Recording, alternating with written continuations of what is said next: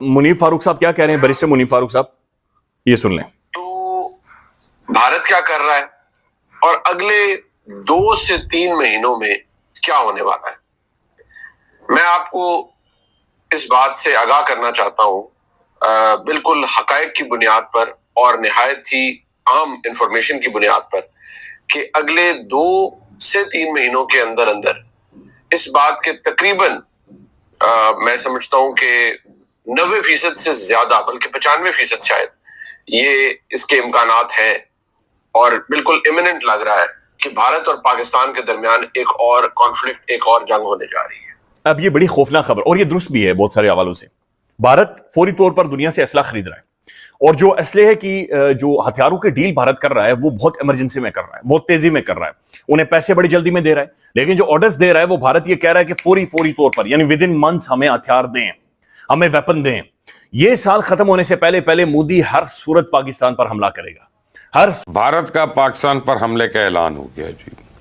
मैं पिछले कई रोज से इस शक का इजहार कर रहा था कि इंडिया अगस्त के दरमियान या आखिर में India is preparing for another attack on Pakistan. इधर भी अल्ट्रा नेशनलिज्म है, यहाँ भी मोदी साहब पाकिस्तान के खिलाफ कल भी उन्होंने बात की। आज वो जैन कम्युनिटी से खिताब कर रहे थे और वो कह रहे थे हमें जो छेड़ेगा, मतलब क्या भारत को क्या छेड़ेगा। भारत फौरी तौर पर दुनिया से असला खरीद रहा है, और जो असले है कि जो हथियारों के डील भारत कर रहा है वो बहुत इमरजेंसी में कर रहा है, बहुत तेजी में कर रहा है, उन्हें पैसे बड़ी जल्दी में दे रहा है। लेकिन जो ऑर्डर्स दे रहा है वो भारत ये कह रहा है कि फौरी तौर पर, यानी विद इन मंथ्स हमें हथियार दें। और भारत ने अपनी अजली हट दरमी दिखाई और आलमी सालिसी अदालत का फैसला तस्लीम करने से इनकार कर दिया, और इस बात को इंडोर्स किया है कोर्ट ऑफ आर्बिट्रेशन ने कि आप सिंध-ताश मुआहदे को यूनिलैटरली खत्म नहीं कर सकते। और साथ ही ये भी बताया जा रहा है कि पाकिस्तान पर इस बार हमला इंडिया का इजराइल के साथ मिलकर होगा, यानी ये कि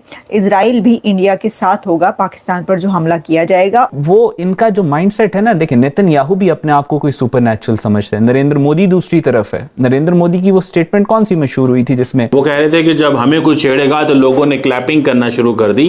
ये मोदी साहब का एक स्टाइल है अपने लोगों का खून गरमाने का, क्योंकि ऑपरेशन सिंदूर तो जारी है। ये साल खत्म होने से पहले पहले मोदी हर सूरत पाकिस्तान पर हमला करेगा, हर सूरत पाकिस्तान पर अटैक करेगा। मैं समझता हूं भारत का ये इनकार पाकिस्तान के खिलाफ ऐलान जंग है, और इसमें कोई शक नहीं है कि भारत हमें प्यासा मारने की साजिश रचा रहा है। लेकिन आज मैं दावे से कहता हूं कि वो अगले 2 महीने में हमें खुदा न खासा डुबोने की मासूम कोशिश करेगा। तो मेरा ख्याल है कि मोदी साहब इंस्पिरेशन ले सकते हैं इजराइल से। हमने तो कसम खाई है कि अगर भारत ने हमें प्यासा मारने की साजिश की, हम इसका सांस बंद कर देंगे, और ये हम करेंगे। तो भारत के वजीर आजम नरेंद्र मोदी कोई मौका नहीं छोड़ रहे।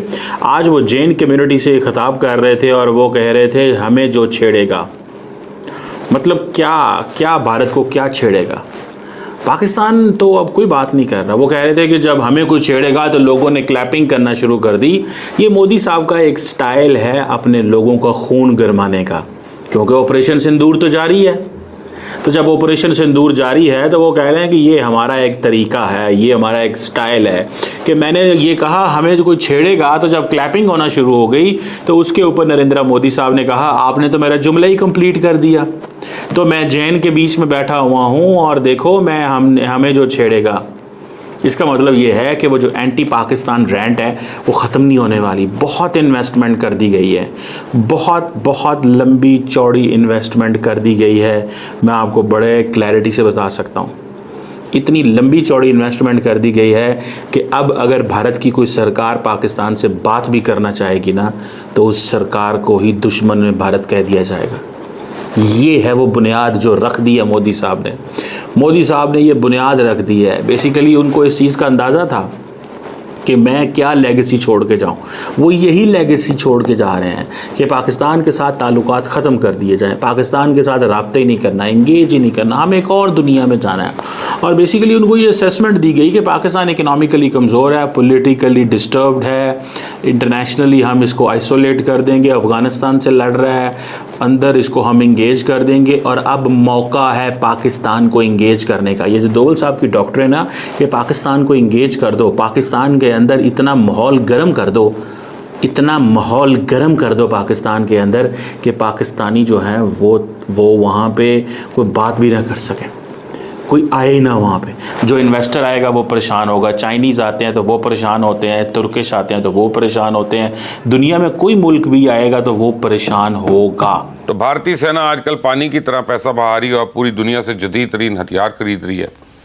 और हम तो पहले दिन से जानते थे कि मक्कार मोदी का शैतानी मंसूबा क्या है। पहलगाम वाक़या तो महज एक बहाना है, सिंध ताश मुआहदा असल निशाना है। तो आलमी सालिसी अदालत ने आज फैसला दे दिया कि भारत अपने तौर पर सिंध ताश मुआहदे को मुअत्तल नहीं कर सकता। भारत यकतरफा तौर पर सालिसी अदालत का किरदार भी महदूद नहीं कर सकता। और जिस वक्त ये फैसला आया, मेरा पहला रद्द अमल यह था कि भारत इस फैसले को तस्लीम करने से इनकार करेगा।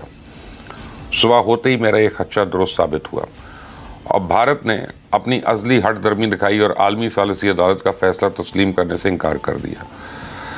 मैं समझता हूँ भारत का ये इनकार पाकिस्तान के खिलाफ ऐलान जंग है और इसमें कोई शक नहीं है कि भारत हमें प्यासा मारने की साजिश रचा रहा है। लेकिन आज मैं दावे से कहता हूँ कि वो अगले 2 महीने में हमें खुदा न खासा डुबोने की मसूम कोशिश करेगा। ब्रेकिंग न्यूज़ ये है कि भारत ने इस सिलसिले में सारी प्लानिंग कर ली है। जैसा कि आप जानते हैं, पाकिस्तान और भारत में आज मानसून शुरू हो चुका है।